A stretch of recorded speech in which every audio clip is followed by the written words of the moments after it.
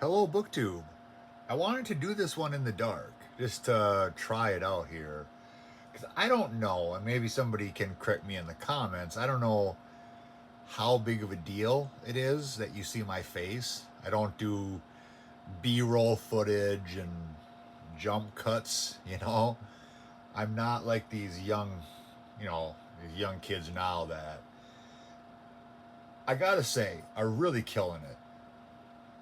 I am consistently impressed by the various either booktubers or more, YouTubers more generally. And I'm like, wow, like this is damn near Hollywood quality stuff.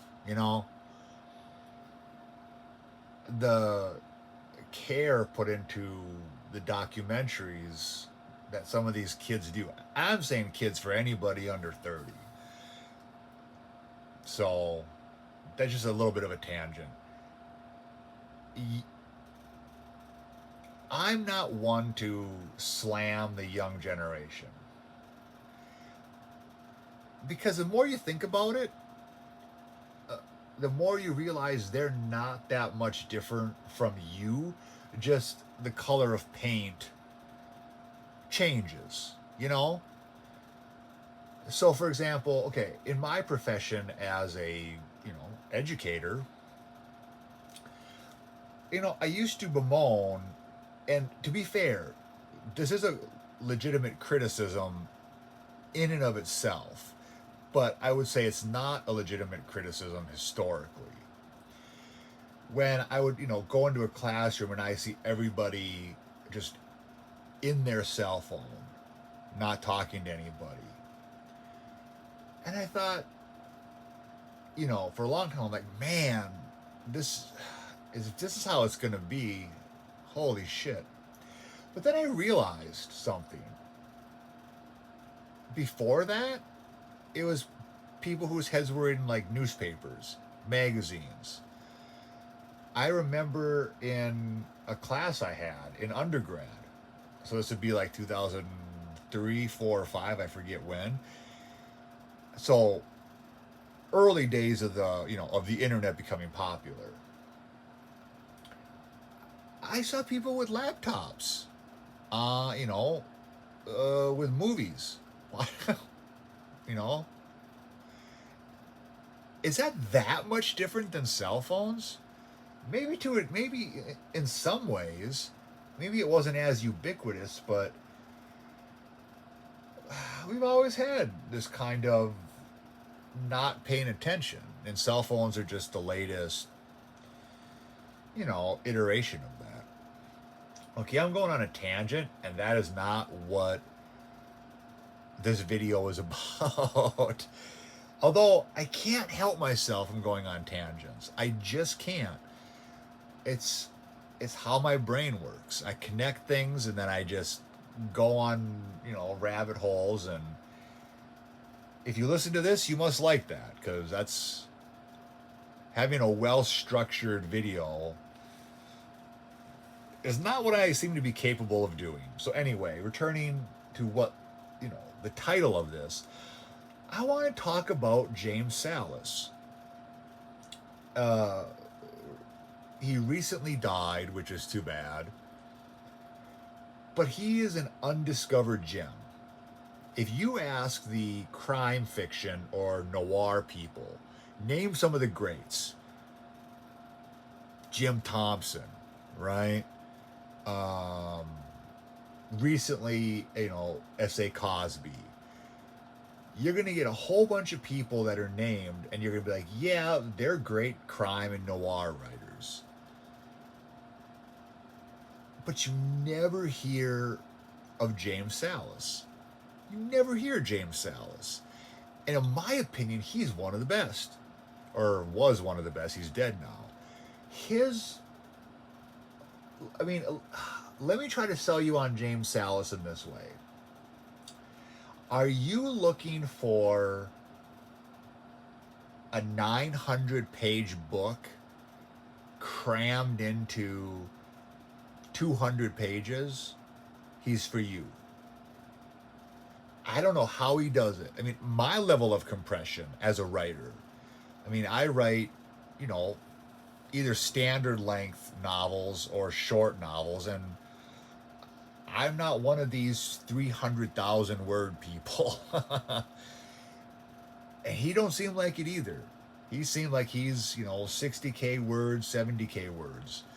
Because all of his books are slim, but they're rich, not dense. They're not dense at all, but every word matters. So whether you are new to, let's say, noir, because he kind of wrote noir and crime fiction.